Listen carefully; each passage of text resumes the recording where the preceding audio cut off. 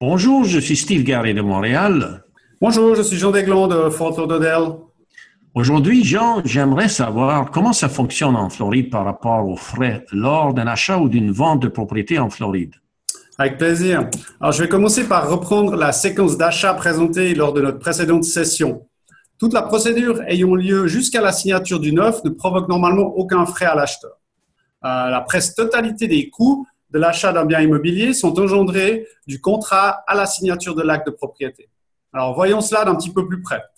L'acheteur a donc des frais d'inspection, de closing, qui, je le rappelle, est la signature du transfert de l'acte de propriété, et les frais d'enregistrement au comté du dit acte. Seuls les frais d'inspection sont à payer immédiatement par l'acheteur. Tous les autres frais seront décomptés lors de la signature du transfert de l'acte chez le notaire. Très bien. Merci. Est-ce que vous pouvez nous donner un peu plus de détails sur tous ces frais? Ah oui, bien sûr. Regardons ça ensemble.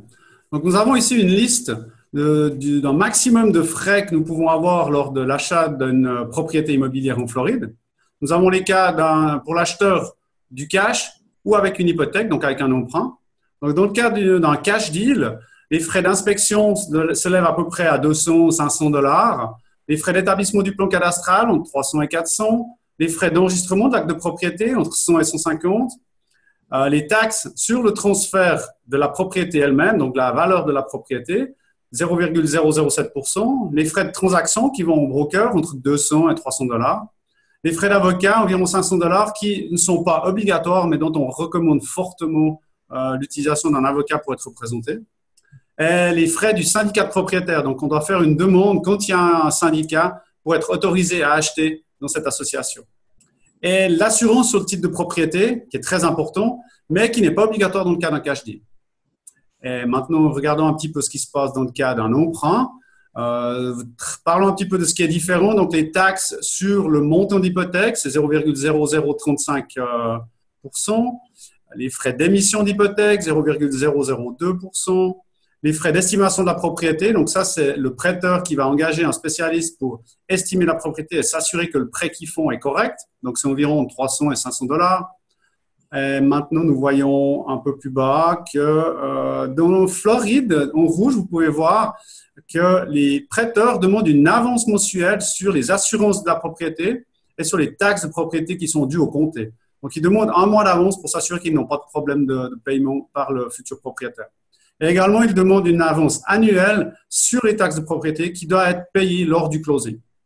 Je comprends les frais inhérents à l'acheteur. Et qu'en est-il du vendeur?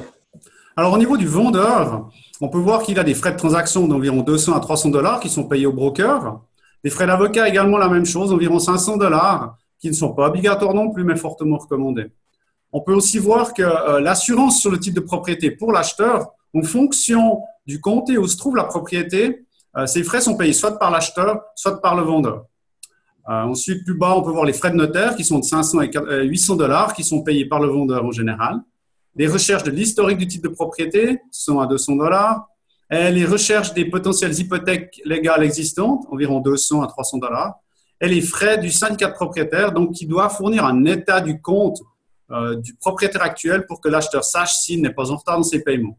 Et on peut voir aussi les frais de courtage qui s'élèvent environ à 6% ici en Floride.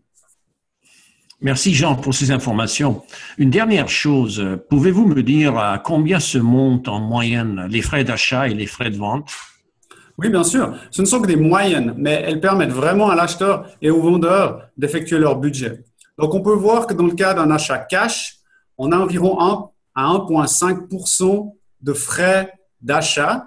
Et quand on achète avec un emprunt, c'est nettement plus élevé, on est de 4 à 6%. Ce qu'il ne faut pas oublier, c'est que dans ces 4 à 6% sont comptées ces avances sur les assurances mensuelles pour la propriété et les taxes de propriété, ainsi que l'avance annuelle sur les taxes de propriété.